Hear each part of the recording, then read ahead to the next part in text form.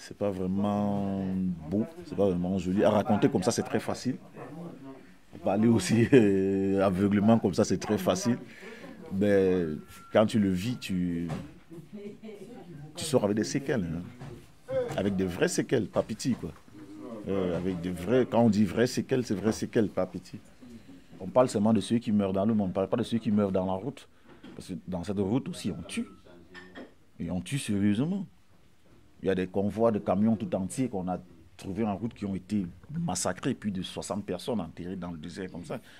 Et il y en a comme ça plusieurs. Parce que quand tu vas dans le désert, tu trouves des cadavres un peu de partout. On dit que c'est le désert qui les a tués, c'est faux. C'est des bandes armées qui les ont tués tous. Donc c'est comme ça, c'est ça. Hein. Tu ne peux pas changer le destin. Pour l'instant, c'est ça. Pour l'instant, c'est ça. On ne peut même pas changer. Peut-être dans 20 ans, 30 ans au moins.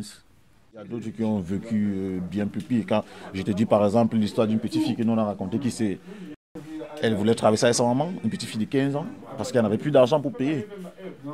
Ben, ils ont amené la petite fille dans une maison quelque part où elle a fait là-bas près de 1 mois. Sa maman ne savait pas où était sa fille. Mais quand la petite fille est revenue, après plus d'1 mois et poussée, elle est venue, non seulement elle était enceinte, qu'on ne sait pas qui était le père. La maman ne peut pas dire qui est le père ou qui n'est pas le père.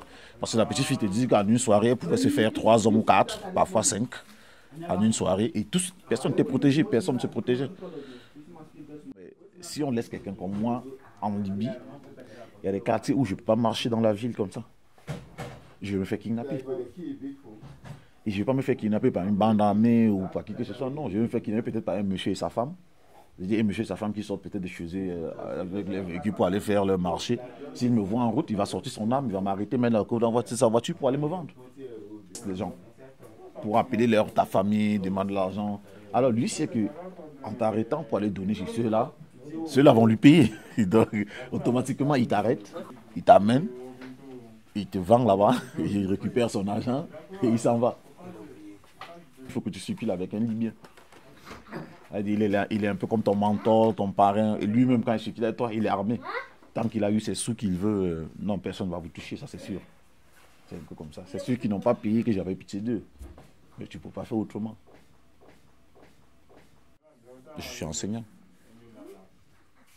Depuis combien 15 ans. Ouais. J'ai été arrêté plus de 3 fois. Ouais, j'ai fait la prison en 2008. Et j'ai pas pris la route avec objectif de venir en Europe. Hein. Donc moi, je suis quitté pour autre chose. J'étais de la solidarité qui pensait que c'est l'éducation qui va amener le changement. C'est pas la force.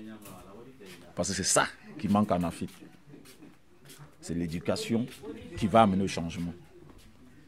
Dans un contexte où je crois que si tout le monde avait accès à l'école et pouvait avoir une éducation saine, chacun comprendra plus facilement qu'un président, lors d'une élection, ne viendra pas lui donner une boîte de sardines avec un bout de pain pour manger, il ira le voter.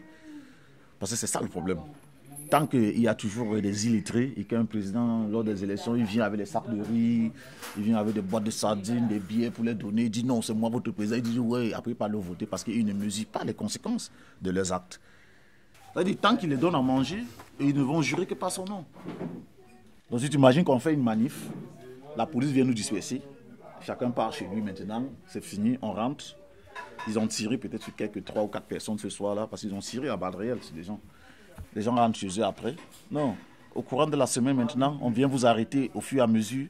Donc c'est comme s'il y avait quelqu'un qui était là, il prenait les photos, caméra et tout, et maintenant on identifie chacun, on vient arrêter.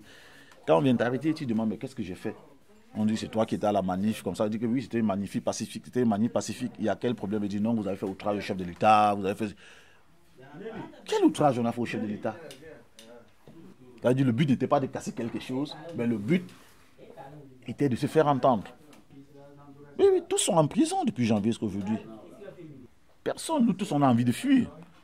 Il n'y a personne qui veut rester là. Tu vas rester là pour faire quoi? Pour te faire tuer?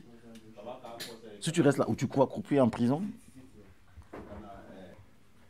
le but, c'était de changer la manière de penser. Le but, c'est d'amener des gens à comprendre la réalité.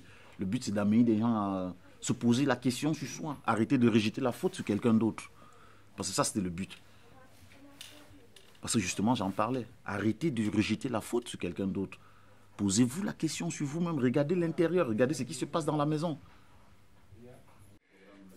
C'est pas seulement pour avoir parlé, c'est pour avoir exposé mes idées là où il ne fallait pas exposer. Tu vois, c'est là le problème. Tu sais, les gens comme nous, on n'en veut pas.